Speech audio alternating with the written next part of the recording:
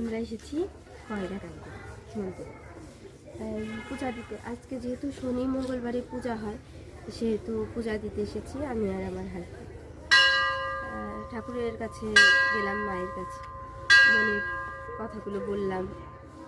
তারপরে মন্দির দিয়ে হাঁটছিলাম, তখন আমার একজন বন্ধুকে দেখতে পেলাম, কিউট ছোট্ট একটা বন্ধু। চলো তোমাদের সাথে পরিচয় করো।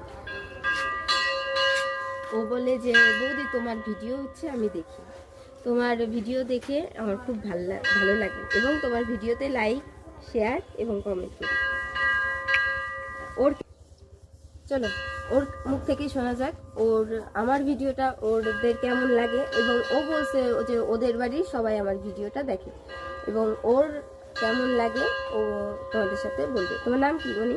অনুষ্কা সরকার। একটু জোরে। ওর নাম তুমি একটু জোরে বলো। অনুষ্কা সরকার। আমার ভিডিও কেমন লাগে তোমার? ভালো লাগে।